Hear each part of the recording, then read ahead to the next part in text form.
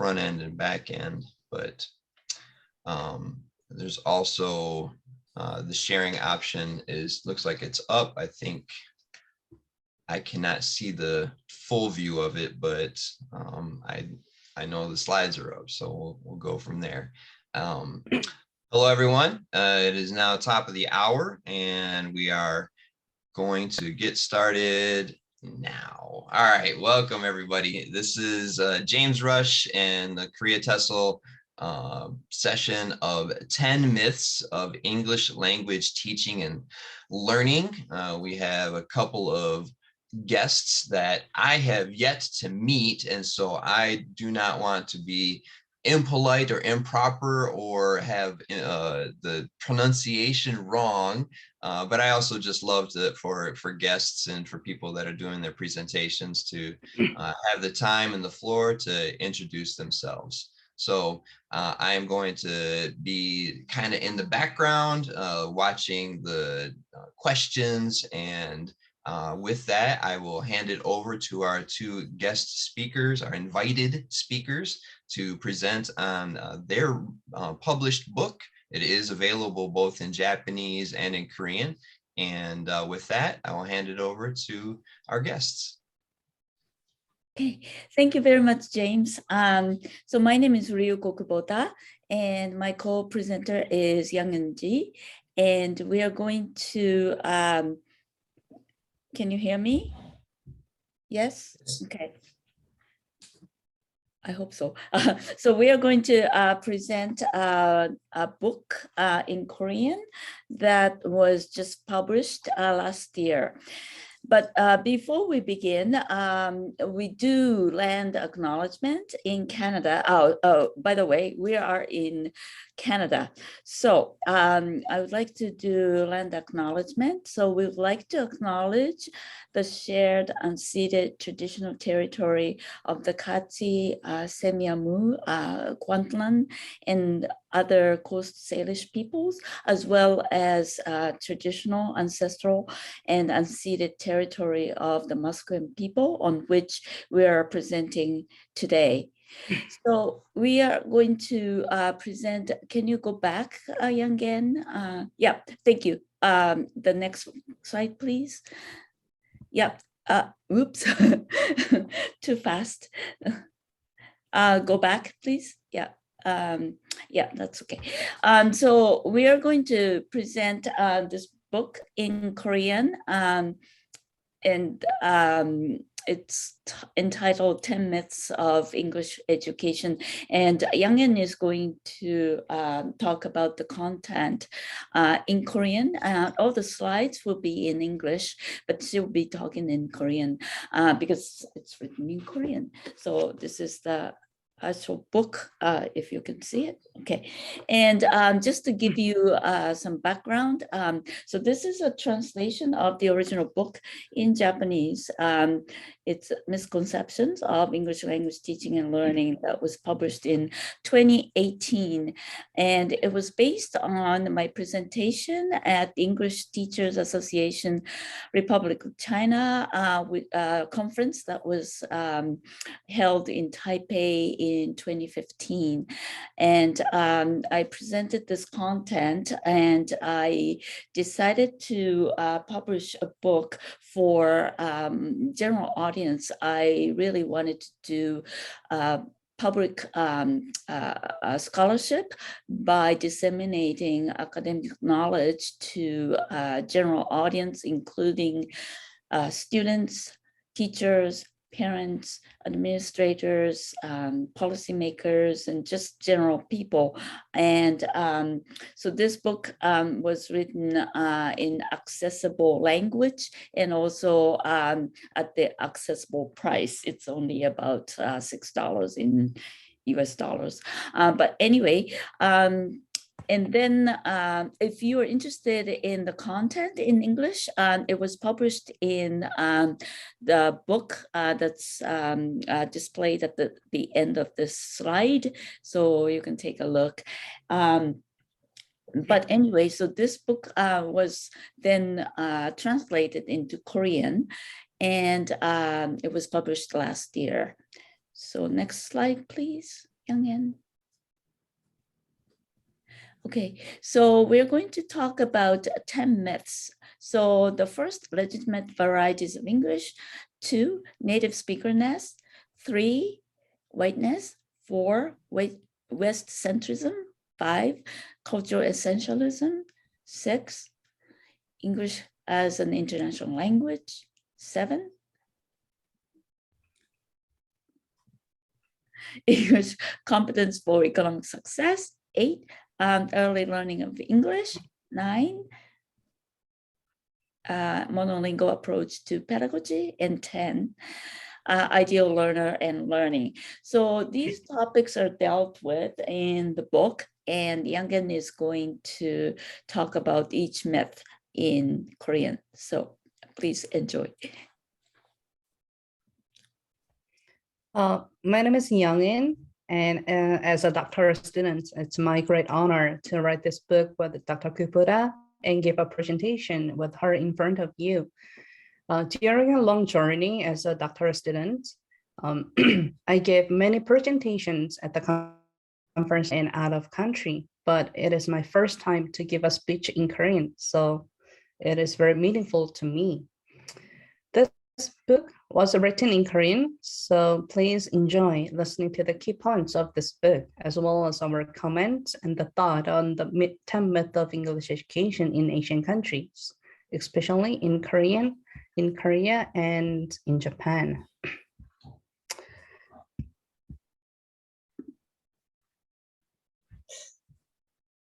네, 제 1장은 우리가 영어를 배울 때 그 표본을 무엇으로 해야 하는가? 미국식 영어와 영국식 영어가 정확하고 옳은 기준일까라는 선입견에 관련된 글입니다. 많은 사람들이 아나운서가 발음하는 듯한 미국식 영어, 영국식 영어를 선호하지만 실제 일상생활에서 사용하는 영어는 참 다양합니다. 예를 들면 영어 듣기와 영어 말하기에서 필요한 영어 수준은 대화 상대, 목적, 대화 상황에 따라 다르죠. 해외여행에서 모르는 사람에게 길을 묻는 것과 회사에서 회의할 때 사용하는 영어의 수준은 참 다릅니다. 읽기와 쓰기는 수정이 가능해서 좀 더 규범을 따르지만 이건 역시 개인적으로 작성한 문자나 이메일인지 아니면 학교 과제인지 공식적인 문서인지에 따라 글의 수준이 다릅니다. 이렇게 다른데 영어로 의사소통을 하기 위해 정확한 표현은 과연 무엇일까요?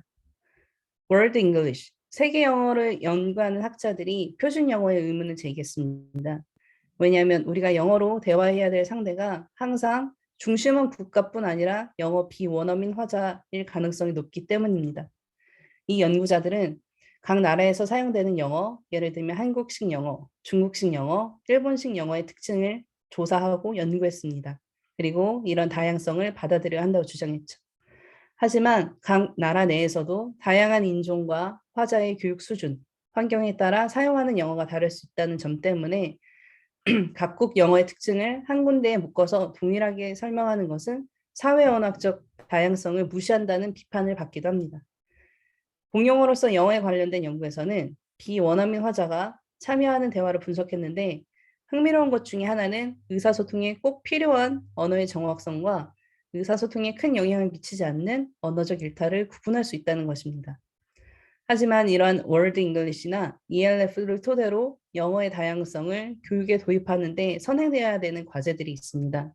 학습자가 학습의 방향이나 목표를 정할 수 있는 기준을 어느 정도 정해야 되고 평가 방법을 정해야 됩니다.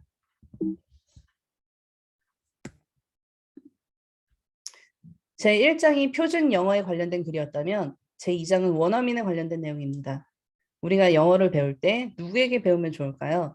우리가 살아있는 영어를 배우자라는 표현을 자주 사용하는데 여기에 함축된 의미는 정확한 발음, 자연스러운 표현, 유창성일 것입니다. 이런 영어를 사용하는 사람들은 대개 미국인, 캐나다인을 떠올리곤 하죠. 하지만 싱가포르나 인도 영어 원어민은 원어민이 아닌가요? 일본의 외국인 보조교사 프로그램인 Z 프로그램이 1987년에 시작됐고 한국의 원어민 보조교사 제도도 1995년에 시작됐습니다. 원어민 화자 고용을 전제로 하고 특히 한국의 경우 교사를 채용할 때 미국, 영국, 캐나다, 호주, 아일랜드, 뉴질랜드, 남아프리카 공화국 7개국 출신으로 제한을 하고 있습니다. 촘스키를 비롯한 이론 언어학자들은 이상적인 원어민은 문장의 정확성을 판단할 수 있는 사람이라고 했지만 사회 언어학자들은 화자의 정체성과 깊은 관련이 있는 것으로 보았습니다. 예를 들어 알런 데이비스는 언어 능력, 자기 소속감, 그리고 다른 사람에 의해 인정이 원어민의 판단 기준이라고 보았습니다. 언어 이외의 다른 요인들이 원어민인지 아닌지에 많은 영향을 미치는 것입니다. 그리고 우리가 중심한 국가 출신의 영어 화자가 영어 강사로서 최고의 조건이라고 믿는 것은 원어민에 대한 맹신, 네이티브 잉글리시 팔러시입니다. 하지만 실제로 차별이 존재합니다. 이 책의 저자인 구포타 교수님도 영어로 강의할 때 학생들에게 발음에 대한 피드백을 받곤 했다고 합니다. 여러분도 아시다시피 비원어민 영어 교사는 학습자들에게 좋은 학습 모델을 제시할 수 있고 공감대를 형성할 수 있고 적절한 학습법을 제시할 수 있다는 점에서 강점이 있습니다. 또 어려운 문법 구조를 쉽게 설명할 수 있죠. 하지만 비원어민이라는 단어가 부정적인 의미를 내포하고 있고 또 비원어민 교사와 연구자들이 스스로 자신의 지위 향상을 위해 노력하고 있기보다는 오히려 원어민을 신봉하는 것은 아닌지 생각해 볼 필요가 있습니다. 제3장은 인종에 관련된 이야기입니다. 영어 원어민은 백인이 대다수인가? 에 대한 선입견은 여러 사례를 들어서 반박하고 이로 인해서 생기는 차별에 대해 경각심을 가져야 된다고 주장합니다. 실제 영어 교육 고용에서 인종 차별이 존재하는 듯 합니다. 예를 들어 일본의 많은 외국인 학교는 백인이 아닌 영어 교사를 고용 기회를 차단하고 한국에서도 백인 영어 강사를 선호하고 있습니다.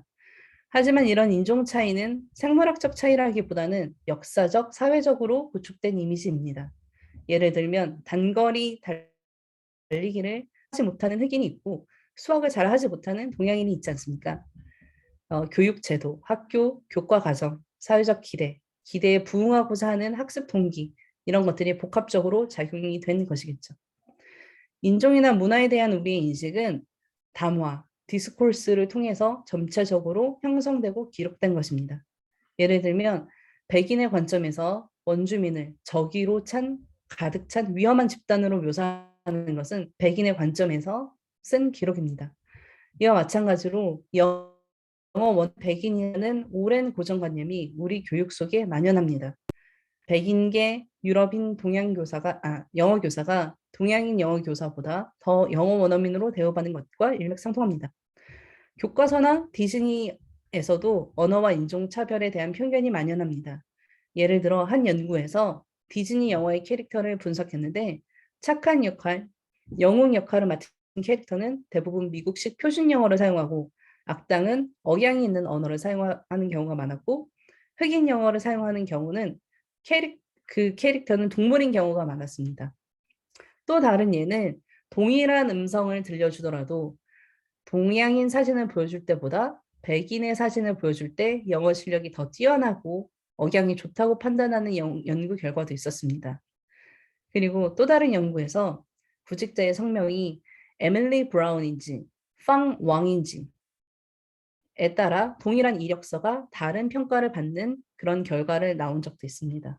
인종에 따른 차별은 개인, 조직, 지식 정보 등의 사회 곳곳에서 볼 수 있습니다. 그래서 영어를 지도할 때 언어, 인종, 민족, 성, 그 외 다양성을 인정하고 존중하는 것을 강조해야 합니다. 제4장은 영어 학습은 서구 사회 문화를 배우기 위한 것이라는 편견에 관련된 글입니다.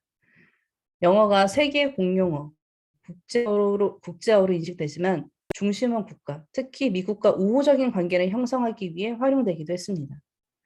현재 일본과 한국에서 영어 어학연수지로 많은 국가는 미국, 호주, 캐나다 등의 중심원 국가입니다. 이렇게 북미 중심주의가 된 배경에는 2차 세계대전이 밀접한 관련이 있습니다. 일본은 종전 이후에 미국의 언어를 선진 문화를 습득하고 세계 평화와 국제화를 위한 주요 수단으로 여기고 영어 교과목의 학습 목표를 정했습니다. 교과서를 검열받기도 했고 대미 무역 마찰로 생긴 갈등을 축소하고자 미국 청년들을 교사로 고용하거나 일본인 영어 교사를 미국에 파견하기도 했습니다. 한국의 영어 교육 역사를 살펴보면 이와 유사한 경향이 있습니다. 예를 들면 미국 군정기에 영어가 한국 내 공식 언어였고 당시 정치, 경제, 군사적 우위를 차지하던 미국의 언어는 평화와 근대화의 상징이자 지식인의 필수 자격이었습니다. 영어는 결코 정치적으로 중립적일 수가 없습니다. 이렇게 정치적, 군사적으로 이용되어 온 영어 교육의 문제를 인식하지 못하면 미국을 향한 사대주의에 빠지거나 넓은 시야를 갖춘 국제 감각을 키우기 어려울 수도 있습니다. 제5장은 영어권 문화가 더 우월하다라는 편견에 관련된 내용입니다. 여러분은 로버트 카플란의 비교 수사를 이름을 많이 보셨을 겁니다. 문화에 관련된 사고방식의 차이가 언어에도 나타난다는 것입니다. 예를 들면 영어 문장은 직선적이고 주장을 먼저 밝히는 반면 동양 언어의 문장은 간접적이고 주장을 마지막에 쓰는 방식을 말합니다. 또한 영어에서 의사소통에서 적극적인 자기 주장과 표현을 중요하게 생각하고 논리적인 표현을 선호하는 반면 일본어에서는 자기 주장과 충돌을 피하는 경향이 있다고 알려져 있습니다. 그렇다면 영어는 논리적인 언어이고 일본어나 한국어는 애매모호한 언어일까요? 인류학자 에드워드 홀은 일본어의 애매성과 영어의 명확성의 차이를 고배경, 하이 컨텍스트, 로우 컨텍스트, 저배경 문화로 설명했습니다. 일본처럼 고배경 문화권 사람들은 단일 민족 의식이 강해서 사회 공동체 사람끼리 정보, 배경을 공유할 가능성이 높은 반면에 미국과 같이 저배경 문화권은 다민족 국가이기 때문에 서로 정보를 공유하는 데 한계가 있어서 정보와 의사를 정확하고 논리적으로 전할 필요가 있다고 본 것입니다. 일본인론에서는 일본인들이 집단과 집단 내 서열을 중요시하고 이러한 관습이 언어에도 잘 나타난다고 주장하고 있습니다. 하지만 이러한 사실은 근거에 논리하다기보다는 사회적 통념과 더 관련이 있습니다. 국가 내 문화에서도 다양성이 존재하고 시대와 더불어 변하기 때문에 각 문화의 특징을 획일화시키기에는 다소 무리가 있습니다. 학습자들의 학습 태도는 어떨까요? 영어권 나라의 교육과 학습법이 더 뛰어나다고 생각하는 사람들이 있지만 쿠포타 교수님의 여러 연구 논문을 통해 영어권 학교의 교실에서 항상 토론 중심 활동으로 의견이 활발하게 교환되는 것이 아닌 것을 밝혔습니다. 경제적으로 풍요로운 몇몇 학교를 제외하고는 연습 문제, 교과서를 중심으로 한 교수법, 교사의 일방적인 지식 전달, 수동적인 학습 태도를 보인 것입니다. 그렇다면 어떤 관점으로 문화를 지도해야 할까요? 구프타 교수님은 4D 관점으로 문화를 지도해야 된다고 주장하고 있습니다. Descriptive, 실제 사람들의 행동과 사회 구조를 관찰하고 이를 바탕으로 이해하고 Diversity, 다양성을 받아들이고 Dynamic, 문화와 언어가 항상 변하는 것을 알려주고 마지막으로 Discursive, 문화의 특징을 객관적 사실이 아닌 말 또는 이야기에 의해 구축된 것으로 봐야 한다는 것입니다. 제6장은 영어만 하면 세계에서나 의사소통이 가능하다고 일반적으로 생각하지만 실제는 그렇지 않을 수도 있다는 것에 대해 이야기하고 있습니다. 전 세계에 영어를 제2 언어 혹은 외국어로 사용하는 사람 숫자가 영어를 모국어로 사용하는 원어민보다 훨씬 많습니다. 또한 국가별로 영어 보급률의 차이가 있고 또한 한 국가 내 혹은 개인의 숙련도에 따라서 큰 차이가 있습니다. 따라서 모국어가 다른 사람들끼리 의사소통을 할 때 영어가 항상 효과적인 의사소통이 되는 것은 아닙니다. 예를 들면 구포타 교수님께서 제조업에 관련된 회사에 다니는 일본인이 해외 파견 근무를 할 때 주로 어떤 언어를 사용하는지 연구했는데 몇 가지 요소가 언어 사용에 큰 영향을 미치는 것으로 나타났습니다. 예를 들면 주재원이 모국어를 사용하는 사람이 해외 지사에 근무하는지, 업무의 종류가 무엇인지, 누구를 상대해야 하는 일인지, 주재원의 언어 능력과 현지 언어를 배우려고 하는 그런 의지는 어떠한지, 모국어와 현지어 사이에 유사성이 있는지 등입니다. 예를 들면 주재원이 중국이나 한국에 파견됐을 때 일본어를 능숙하게 사용하는 직원들이 많을 경우 일본어를 사용하고 태국에서는 일본어를 사용하는 직원이 적어서 영어를 사용하는 경우가 더 많았다고 합니다. 그리고 태국에서 주재원이 매니저나 관리자하고는 영어로 대화하지만 생산직에 근무하는 사람들은 태국어로 의사소통을 해야 하는 경우가 종종 있었습니다. 그 외 다양한 변수에 따라서 사용하는 언어가 달랐습니다. 여기서 중요한 것은 ELF 환경에서 항상 영어가 사용되는 것은 아니라는 것입니다. 또 현지어를 사용하면 현지 직원과 유대감이 높아진다는 것. 그리고 실제 영어로 의사소통할 때 언어의 유창성보다는 명확한 의사 전달이 더 중요하다는 점. 어학 능력과 더불어 일에 대한 전문 능력이 필요하다는 점. 또한 다양한 언어적, 문화적 배경을 가진 영어 화자에 대해 열린 마음을 가져야 한다는 것입니다. 제7장은 영어는 사회적, 경제적 성공을 가져다 준다는 편견에 관련된 내용입니다. 개인의 언어 능력은 학력, 경험, 직업 등의 다양한 요소와 관련되어 있습니다. 하지만 개인의 언어 능력과 경제적 성공의 상관관계가 과하게 부풀려진 경향이 있습니다. 신자유주의 체제 속에서 사회는 효율성을 강조하고 노동 임금을 축소하고 유연한 고용 제도를 대체하면서 자연스럽게 비정규직 노동자 수가 해마다 증가하고 있습니다. 따라서 개인은 스스로 자신의 경쟁력을 높여야 하는데 어학 능력, 의사소통 능력이 그중 하나로 손꼽혀 왔습니다. 글로벌 인재로 활약하기 위해서 영어 능력이 필수고 영어를 잘하면 경제적 성공을 얻을 수 있다. 이런 믿음이 확산된 것이죠. 국가 차원에서도 국가 경쟁력을 높이기 위해서 영어 교육을 권장했는데 그 결과 초등학교에 영어 교육을 도입하고 외국인 교사 고용을 확대하고 토익이나 토플 등의 공인 영어 시험 성적을 활용했습니다. 개인의 영어 능력을 수치화하고 경쟁력을 보여주는 것이죠. 하지만 여러분도 알다시피 이런 영어 교육과 관련된 산업은 많은 이해관계가 얽혀 있습니다. 영어 시험과 관련된 사업, 영어 회화 학원, 원어민 강사 파견, 출판업 등의 영어 관련 사업이 막대한 수익을 내기 위해서 그들의 이익을 위해서 무분별한 영어 열풍을 부추기는 것은 아닌지 생각해 보아야 합니다. 글로벌 비즈니스에서도 영어의 중요성을 인지하고 있지만 언어를 구사할 수 있느냐 없느냐보다는 업무를 잘 수행하고 결과를 잘 낼 수 있느냐 그리고 효과적인 업무를 처리를 위해 글로벌 커뮤니케이션을 위해 단순한 언어 능력보다 폭넓은 능력이 요구된다고 합니다. 예를 들면 오른쪽 표에 보시는 것처럼 의사소통 능력, 개인의 자질, 소통하고자 하는 개인의 의지, 상대를 이해하고자 하는 배려하는 마음, 편견을 갖지 않는 태도, 문화적 지식 등이 그것입니다. 이것을 border crossing communication ability, border crossing quality라고 구포터 교수님께서 몇 해 전에 논문에 발표하신 내용입니다.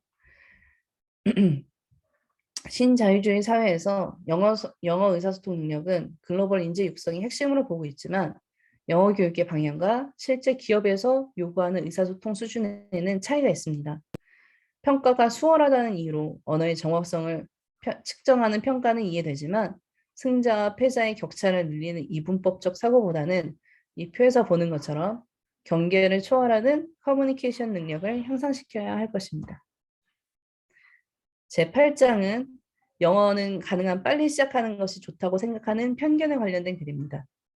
어릴 때부터 영어에 외국 사람도 접하면 영어에 대한 컴플렉스 없이 영어를 할 수 있고 자연스럽게 외국인과 교류할 수 있다고 생각하곤 합니다. 아이들은 새로운 것을 스펀지처럼 빨아들인다고 하죠. 하지만 이런 주장이 실증적 연구로 증명된 것은 아닙니다. 1990년대 일본, 한국의 초등학교에 영어 교육이 도입됐고 중국과 타이완은 2000년대 초반에 도입됐습니다. 하지만 실제로 사교육 시장에서는 영어 유치원, 방과후 수업을 통해서 이보다 훨씬 일찍 영어 교육이 시작되곤 합니다. 네, 이 책에서는 조기 영어 교육을 부가적 언어 학습과 외국어 학습의 차이로 나누어 설명합니다.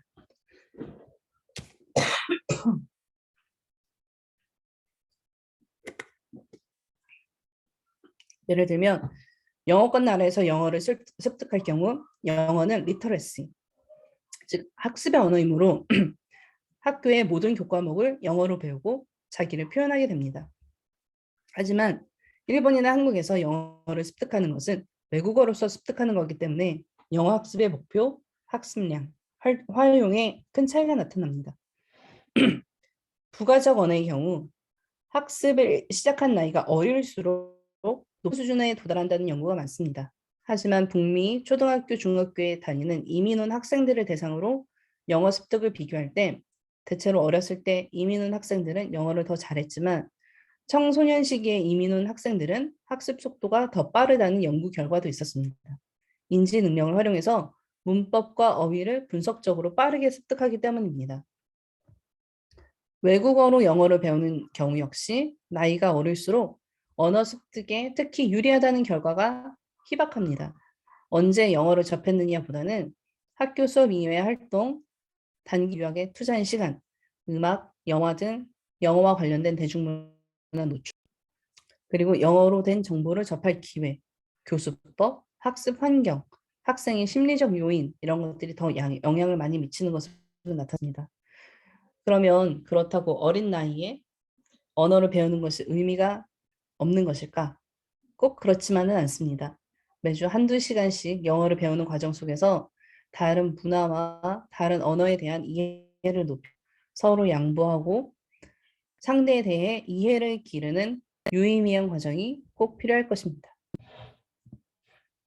제9장은 영어는 영어로 배워야 한다는 선입견에 관련된 글입니다.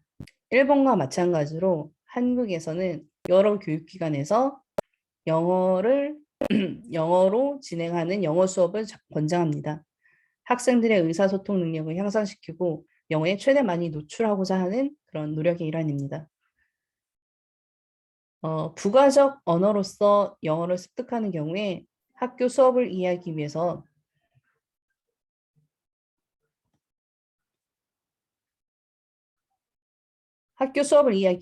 현지 언어인 영어로 교과목을 가르치는 것이 효과적이라는 주장을 받곤 합니다.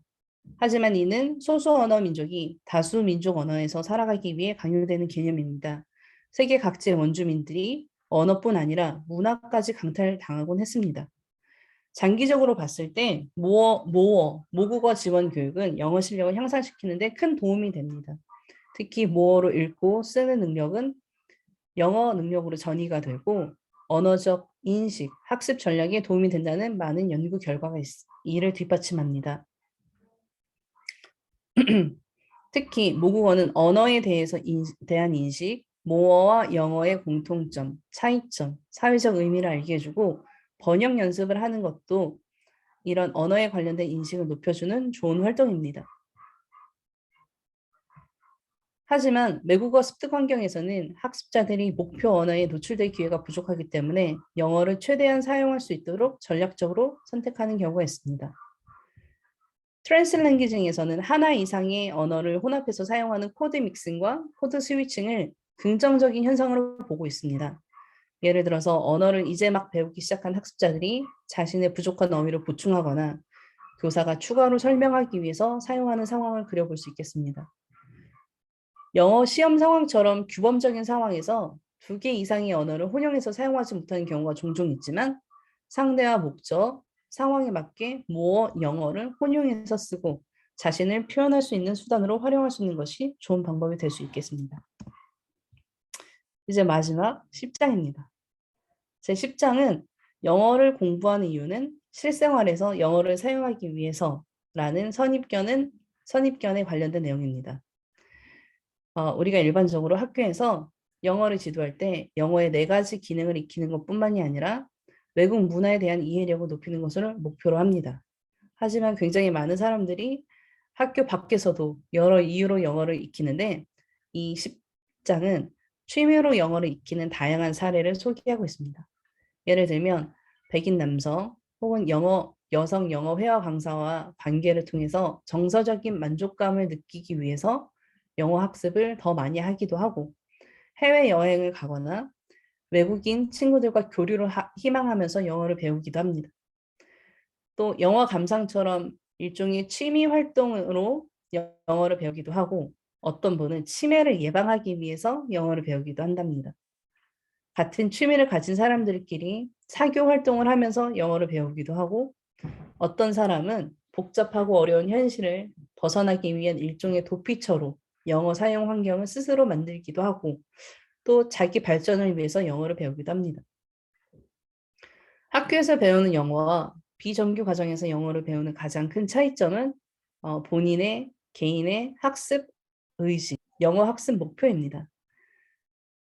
정규 과정에서는 실제 사용할 수 있는 영어 실력을 키우는 데 집중하는 반면에 비정규 학습은 정서적 만족에 좀 더 초점을 맞추는 것 같습니다. 따라서 우리가 공부하는 목적을 실용성에만 둔다고 하는 것은 우리가 갖고 있는 오해입니다. 지금까지 영어 교육의 10가지 편견에 대한 책의 주요 내용을 살펴보았습니다. 학술적 내용을 학자들 이외에 일반 대중들과 공유하기 위해 노력해야 한다고 말씀하시는 교수님 의견에 전적으로 동의하고 있습니다. 그리고 박사 과정 동안 이 중요한 일에 참여할 수 있게 된 것을 큰 행운으로 생각합니다. 책 내용에 관련된 질문이 있으시면 주요 내용을 서술하신 교수님 혹은 제게 여쭤보시면 시간이 허락하는 내에서 답변해 드리도록 하겠습니다. 그동안 들어주셔서 감사합니다. Thank you for listening to this presentation. So let's see.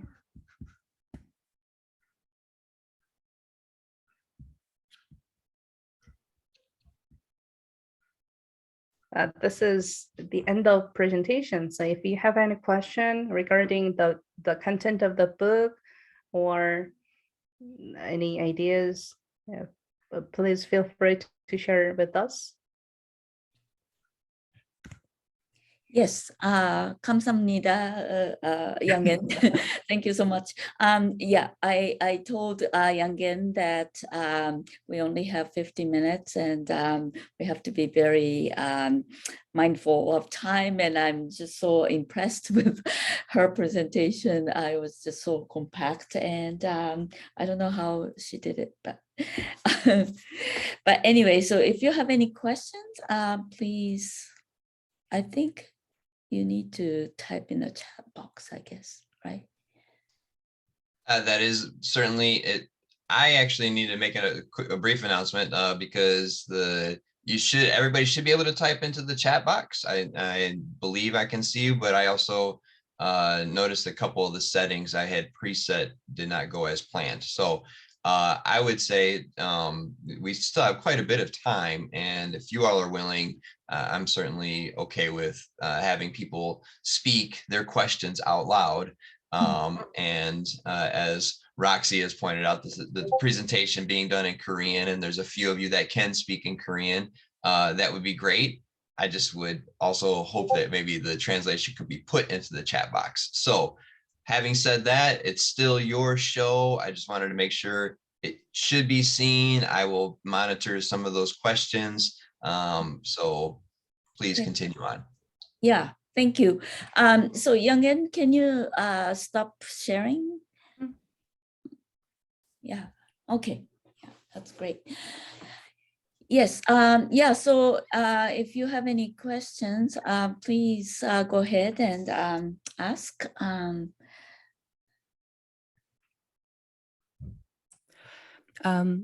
First of all, thank you for presenting in Korean. And I think it's the first time that I've seen Korean presentation in TESOL. So my question is that some kind of performance to show the power of the language, or while they're throwing event in Korea and yet they're doing all English? So I don't know. Well, actually, the book is in Korean, so we just thought that for promotional purposes, we will speak in Korean. But yeah, so there's no English version. I shared the English short version of the book chapter, so you can see the general content of it, but there's no English version of the book itself. So you have to be either Korean or Japanese reader. Sorry about that.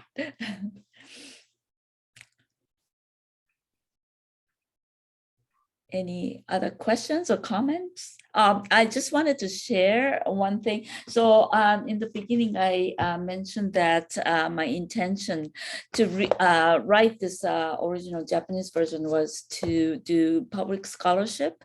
So I wanted to disseminate the academic content to just general audience as much as possible.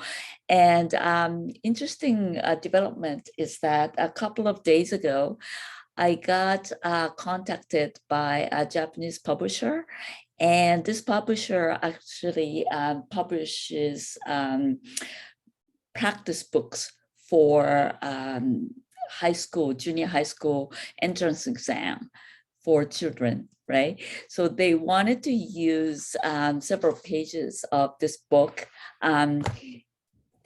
for, you know, the text or the passage for the practice exam. So I thought that was kind of interesting. And it's actually for junior high school entrance exam, which means that the audience for that practice book would be, I guess, 10 or 11-year-olds.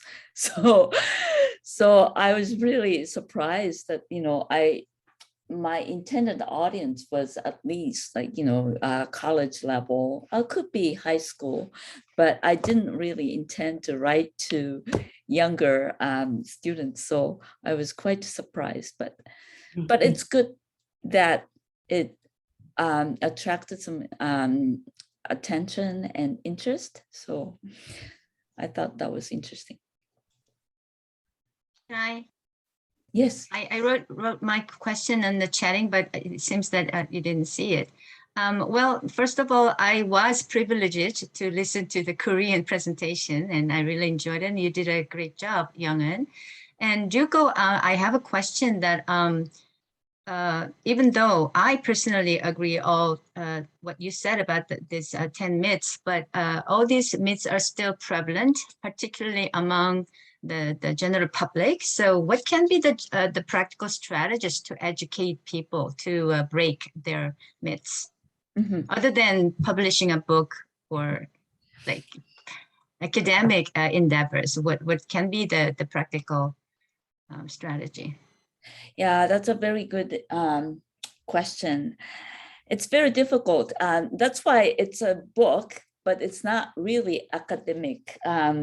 I'm not too sure because I'm not a Korean reader, so I don't know how much that intent was communicated in this book. But anyway, I actually was interviewed by a magazine after publishing this book. And so my interview appeared on the web. So it actually disseminated in a different form. And again, as I mentioned, that junior high school entrance exam practice book. So in different formats, these ideas are kind of disseminated.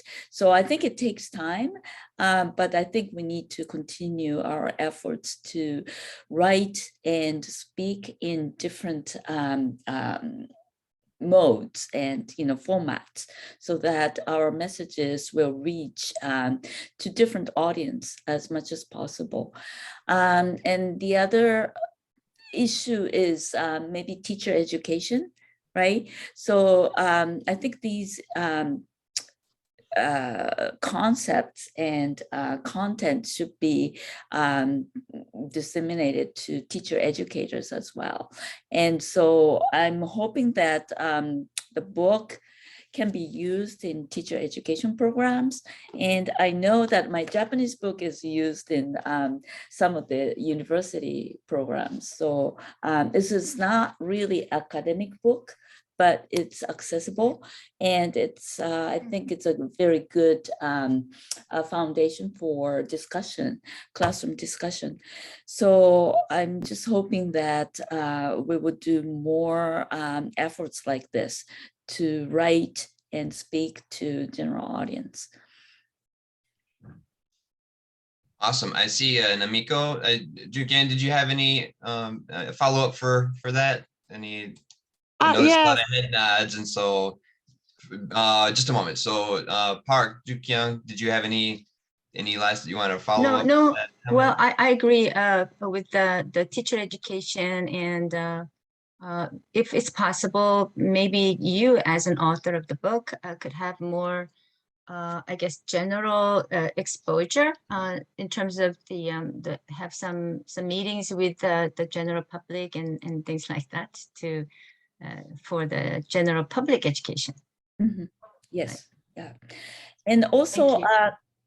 there are some opportunities, maybe some controversial issues.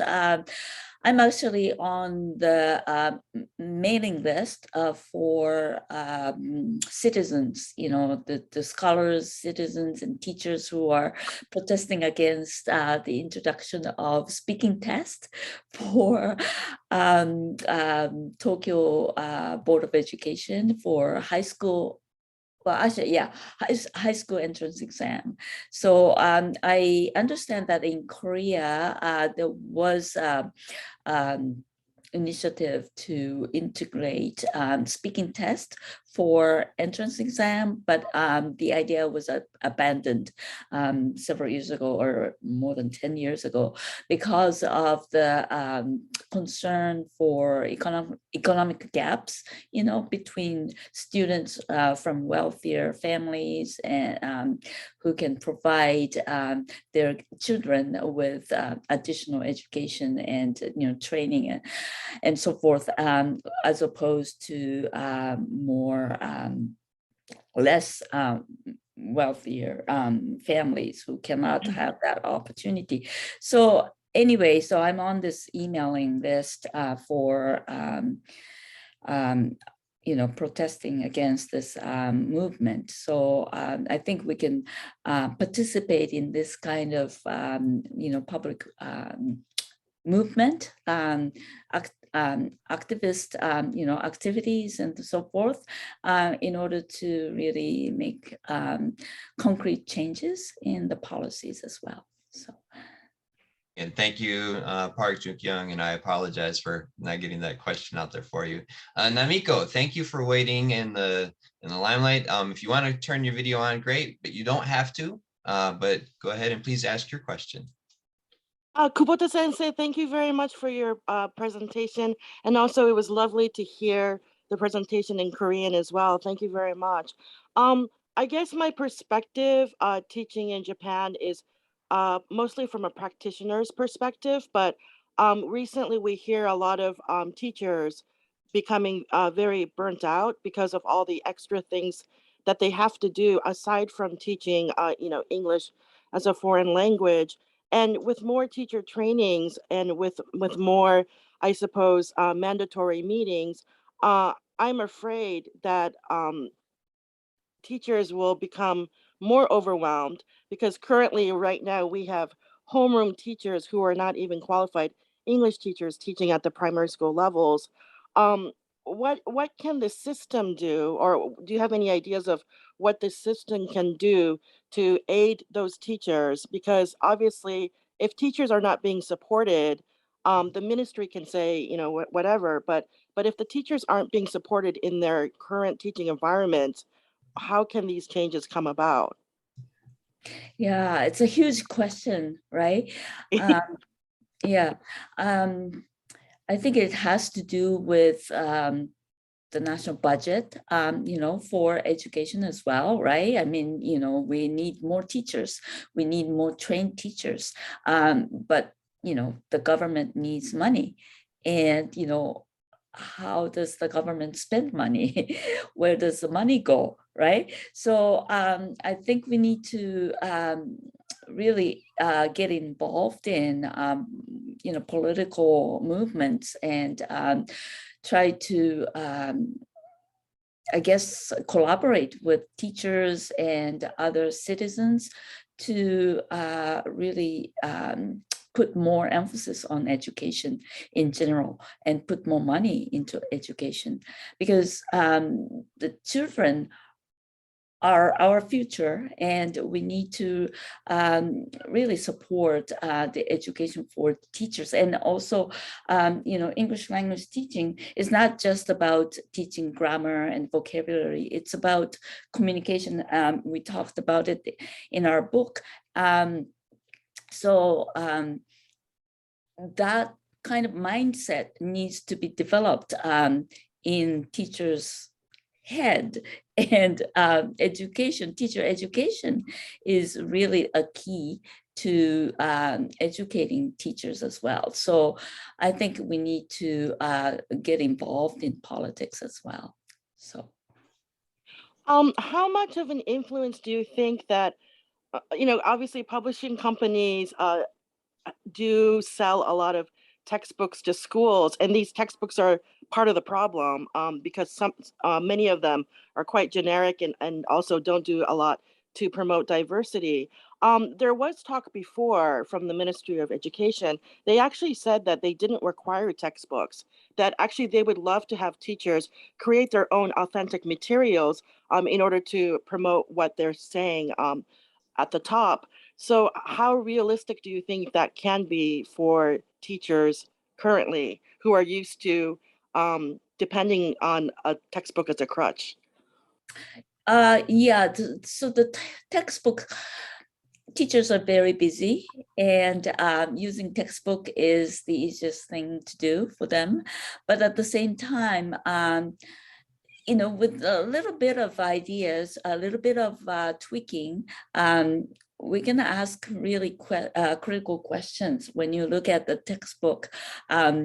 Who is represented in the text, or whose images appear in the text, like, characters and things like that.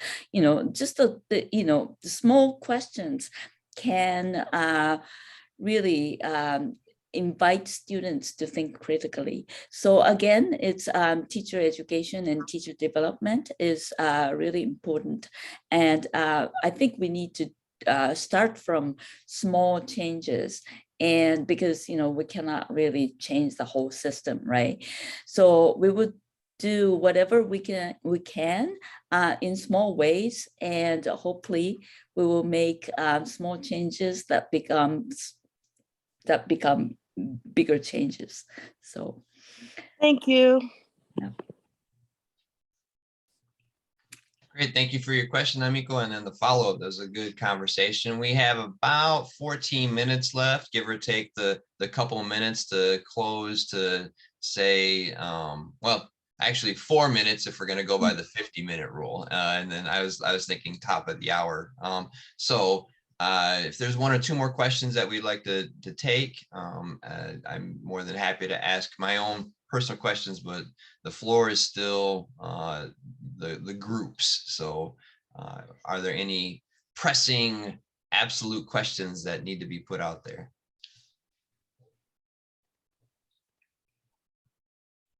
Okay, well, I will ask mine then. The question that I thought about was with point number 5 and the cultural essentialism.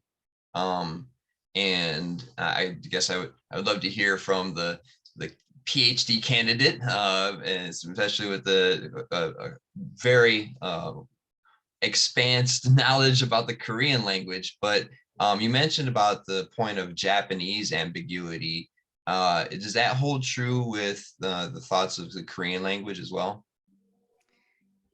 Yeah, I think Japan and Korea share many thought and many cultural backgrounds, because it is very high context situation in South Korea. So people do know, not many people share their educational backgrounds, but they do know their history and the race and the culture. We do share many cultural backgrounds. So it is kind of a stereotype, but many people usually say that Koreans do not ask a question directly, but it depends on the situation. So many, the time changed, the situation has changed. So we cannot judge, or we cannot define that everything is the same. in this situation for now. But yes, we do share many things with Japan. Great. Mm. And I noticed Roxy Youngeun has put in the comment section. Do you want to say that out loud, or should I read it for you, Roxy? Go ahead. Go ahead. Okay, so it says, I think the question beforehand, especially about the making own materials, is a big question, that because the government, what the government decides what to teach is often the direction for the majority of the people, which is what we need to change all the people in Korea, right? But fighting against the status quo in this is this too big? So as a teacher, I don't want to do a lonely fight. You know, we got to be all in this together, right? So what is your advice to those teachers that are in those spaces? Yeah, that's a very good question. I think, yeah, I agree with you. We can't do this alone. We need to have a group of teachers, a large group of teachers and peers who can fight together. So probably Korea TESOL can create an interest group for critical teachers group, and so that they can work together, they can brainstorm and come up with strategies and so forth. So that might be a good idea. My suggestion. Great. And I find that we could probably we can close on that one. We'll leave that with our closing session. I would like to I'll personally invite one or both of you to come to our local chapter meetings, and then if your time and schedule are available, and then maybe you can do that throughout not only Korea and Japan, but throughout the world. And for those of you that are watching this session and the post-editing wrap-up, this is the Korea TESOL International Conference 2022. We are very, very grateful for your time spent. Thank you for watching the video. Thank you for offering your expertise.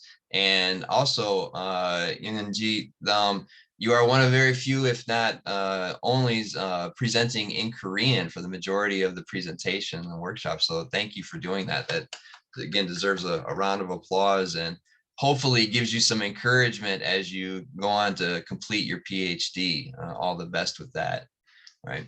So thank you all for attending. Enjoy the rest of the conference. Go over to that Discord space and connect, chat with friends, and make new friends.